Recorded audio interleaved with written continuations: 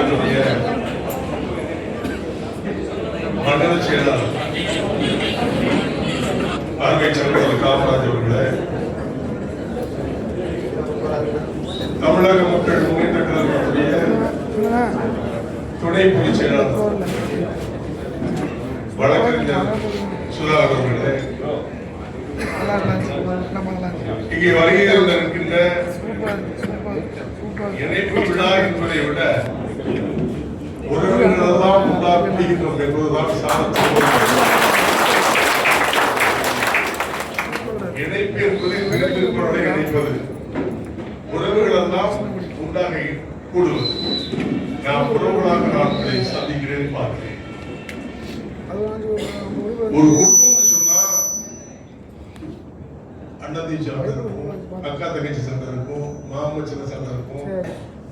ஆனா அதை பேசி தீர்த்துக்கிறவருடைய வழிமுறைகள் நிறைய உண்டு. பிரிந்ததனால் பகை ஏற்படும் என்று சொன்னா தவறு. நீங்க என்ன திட்டினாலும் நான் கவலைப்பட மாட்டேன், என்னை அசைப்பாடுகளும் கவலைப்பட மாட்டேன். என்னுடைய உறவு சொல்லுங்க, உறவுகளை நான் மதிக்கின்றேன். நபி சுதாகர் என்று வந்து சொல்லும் பொழுது ஆரோக்கிய செல்வம் வந்து உங்களை சந்திக்க வரான்னு சொன்னோன்னே என்னப்பா சண்டையா போட்டு அரவணையை சொல்ல சண்டையா போடலையே, சந்திப்பாருக்கு எந்த தயக்கம். அவர் கூட யோசிச்சு என்ன எப்படி சொல்றாரு, அப்படி சொல்றாரு. அந்த மாதிரி உறவு நினைக்கிறீங்களா சொந்தக்காரங்க நமக்குள்ள வாயில பிரச்சனை வரும். யார் நல்லவன் கெட்டவன் என்பதை ஆராயக்கூடிய மனப்பக்கம் ஆண்டவன் அவங்க கொடுத்திருக்காங்க. அதை நீங்க சிரிச்சு பாருங்க. அதான் வந்து ஒரே ஒரு பதிவு பண்றேன், இதெல்லாம் தெரியாத பதிவு. திருநெல்வேலிக்கு உங்க மாவட்டத்திலிருந்து ஒருத்தர் வந்தார், யாருன்னு தெரியும் உங்களுக்கு. என் கூடயே வருவாங்க, எங்க கடவுள், எங்க தகப்பன், எங்க தாய் அப்படின்னு சொல்லி கால் விழுந்து வணங்கி என்னோட இணைத்துக் கொண்டார். அப்போ அவருக்கு பொறுப்பு வழங்கப்படல. அப்ப நம்ம தம்பி ஆரோக்கிய செல்வம் பொறுப்புல இருக்கார். எல்லாரும் இருக்கும் பொழுது வந்து கால விழுந்து தாய் தகப்பன்னு சொல்லி வளர்க்கும். அப்புறம் நான் பிள்ளைய கொண்டுதான் வளர்த்தேன். அவருக்கு ஒரு கஷ்டம். கஷ்டத்துல என்கிட்ட வந்து ஒரு 60 லட்சம் ரூபாய் கொடுங்க, அவசரமா தேவைன்னு சொன்னாங்க. 60 லட்சம் ரூபாய் கொடுத்தேன். அதுக்கு ஒரு பத்திரத்தெல்லாம் கொடுத்தாங்க. இன்னொருத்த இப்போ செலுத்திட்டுல மாட்டிருக்காங்க நினைக்கிறேன். அவனுக்கு தாலி வாங்க காசு இல்லைன்னு சொல்லி மதுரை ஹோட்டல்ல உட்காந்து, மதுரையில நான் தங்கிருக்கேன். தாலி வாங்க காசு இல்லை, நீங்க தான் நான் தாலி கட்டணும், நீங்க தான் செஞ்சு கொடுக்க சொன்னாங்க. அவருக்கும் பணம். அதுக்கு யார் சொல்றாங்க, இவங்க போன் பண்ணி கொடுக்குறதுல பாவம் சொல்லி ஒரு பணம் வாங்கினா திருப்பி கொடுக்கணும்னு எந்த வரணும்ல. உடனே அந்த சூழ்நிலை கூட அவருக்கு நான் பதவி கொடுக்க பல திருப்பி என்கிட்ட கேட்டா, எப்படியாவது பதவி கொடுங்க. ஏன் தெரியுமா, புளிய பார்த்து பூனை சூடு கொடுச்சான். அது தெரியுமில்ல, என்ன மாதிரி துணி கிளாஸ் போடுறது, என்ன மாதிரி ட்ரெஸ் போடுறது, அப்படி ஆக்ட் பண்றது, இதெல்லாம் நான் வாட்ச் பண்ணிட்டு இருக்கும்போது நிறைய பேர் எனக்கு எதிர்ப்பு கொடுத்தாங்க. இவன் பாரு, இவன் சரியா இல்லை பாருங்க. வீட்டுல வந்து எங்க அம்மா காலத்தோட வந்து எங்க 2 பேர் காலையில் இருந்து ஆசீர்வாதம் பண்ணி அவங்க பொறுப்பு. அந்த பொறுப்பு கொடுத்த பிறகு இந்த படத்துக்காக படம் இருந்தா திருப்பி கேட்க கடற்கரை வருவான், கேட்கத்தானே செய்வான். கேட்டோம். திடீர்னு பார்த்து ஒரு கட்சி ஆரம்பிச்சாயா, என்னையும் அவனை கேட்ட கடன் கேட்டா கொடுங்க. இந்த மாதிரி சீட்டிங் ஃப்ராட் பண்ணுறா எதையுமே நினைக்க முடியாது. அவன் வாழ்க்கையிலும் நினைக்க முடியாது, குடும்பத்திலையும் நினைக்க முடியாது, சமுதாயத்தையும் நினைக்க முடியாது. நிலையில்லாம தெரியாம போயிட்டீங்க. அதனால எனக்கு வருத்தம் கிடையாது. எல்லாம் தெரியவில்லை, அறியாமல் புரியாமல் செய்கின்ற தவறுகளை மன்னிக்கின்ற பக்குவம் எங்களுக்கு உண்டு. அதன் அடிப்படையில் உங்களை எல்லாம் வரவழைப்பு செய்கின்றதால் நம் உறவின் முறை எவ்வளவோ பார்த்துட்டேன். கிட்டத்தட்ட 45 வருடங்கள் கஷ்டப்பட்டோம். நேற்று இன்னைக்கு நிறைய நான் அனுபவிச்சுட்டேன், நிறைய சங்கடங்களும் பண்ணிட்டேன். எவ்வளவுதான் இருந்தாலும் என்னுடைய சமுதாயத்தை என்னால் விட்டு கொடுக்க முடியும். நான் உங்களை விட்டு கொடுத்து காட்டி கொடுத்துனோம்னா இன்னொரு மூலையில ஒரு மந்திரியா உட்கார்ந்துருப்பேன், இல்ல சட்டமன்றத்தில் இருப்பேன், இல்ல பாராளுமன்றத்தில் இருப்பேன். என் மனம் என்னுடைய பிறப்பினுடைய சமுதாயம் சமுதாயம் சமுதாயம் என்பதையே தான் என்னுடைய இலக்கு. அதன் அடிப்படையில் தான் உங்களை நான் அரவணைத்து நிலையிலே இருக்கிறேன். நான் குடும்பமாக பார்க்கிறேன். நீங்கள் பிரியவில்லை, தளர வேண்டாம். நான் என்றும் உங்களுக்கு தந்தை தாயாக எனக்கு வருத்தமே கிடையாது. நான் இப்படி வருத்தப்படவே மாட்டேன்.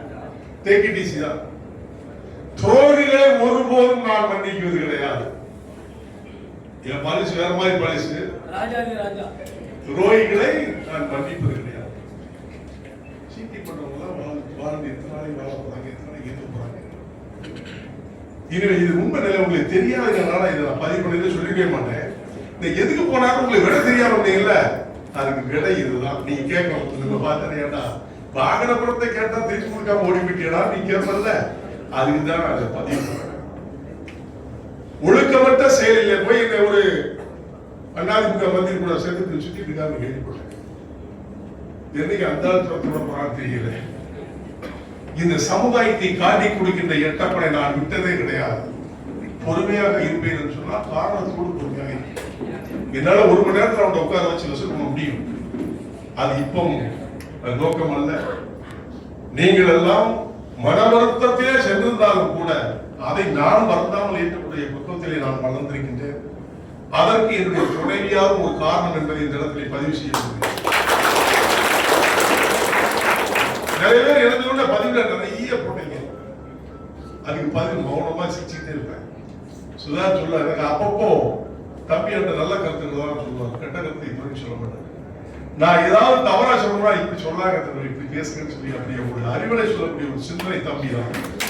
ஏன்னா அவங்க குடும்பம் என்னுடைய குடும்பத்தோடு அந்த காலத்துல இருந்திருக்காங்க.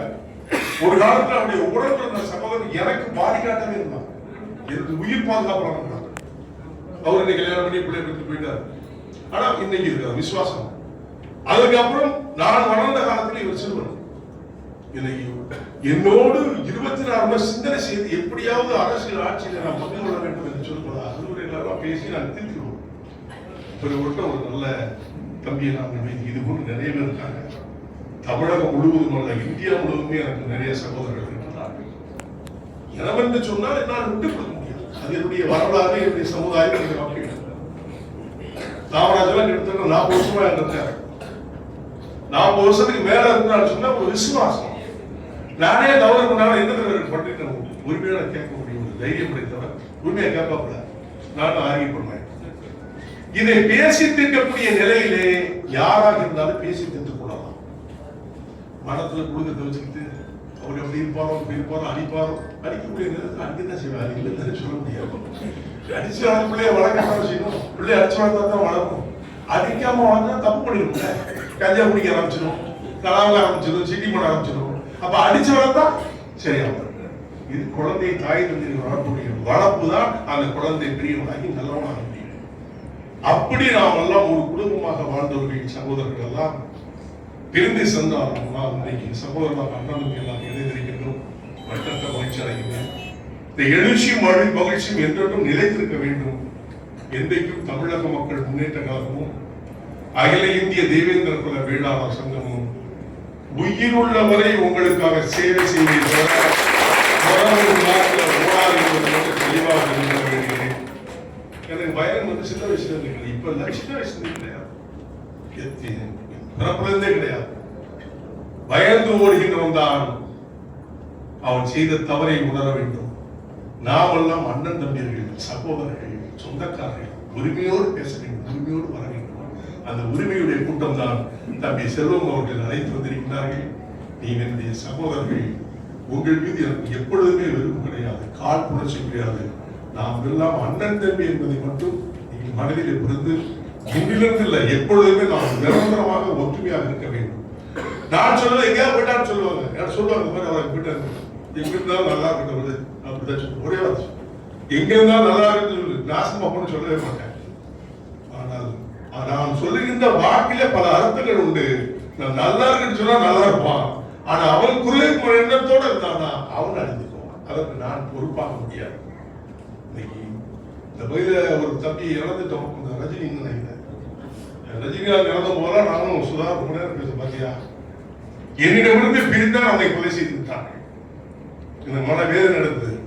ஏன்னா நான் வரணும்னு நினைச்சேன், வந்தா சரியா இருக்குது, அரசியலாக்கி வரல, வேலைக்குன்னு இங்க வந்து இங்க கச்சை உடைக்கப்பட்டு இருப்பான், அதனால வர முடியாத நிலை இருந்தது. வரலாம்.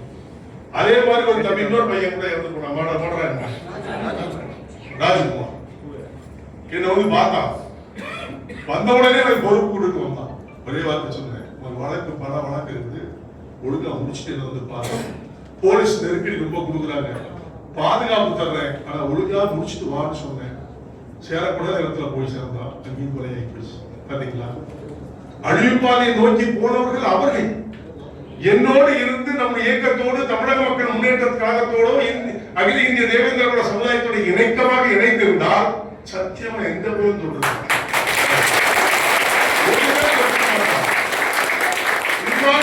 இரண்டு இழப்பு என்னுடைய கண்கள் தான், என்னுடைய சொந்தம் தான். அதை எதாவது மறக்க முடியவில்லை.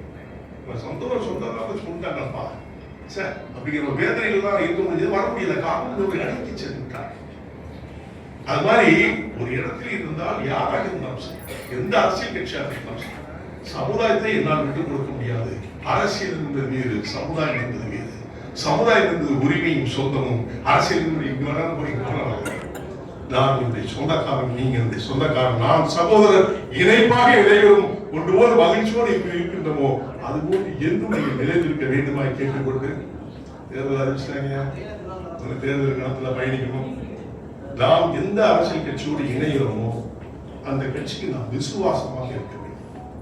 மாற்று கட்சிக்கு வேலை செய்வதோ, மாற்று கட்சிக்கு ஒரு காசு வாங்கி போறதோ இந்த சமுதாயத்திற்கும் தமிழக மக்களுக்கும் செய்கின்ற துரோகம் என்பதை மனதில் கொடுத்து தேர்தல் எல்லாரும் ஒற்றுமையாக இருந்து பயணம் பண்ணணும்.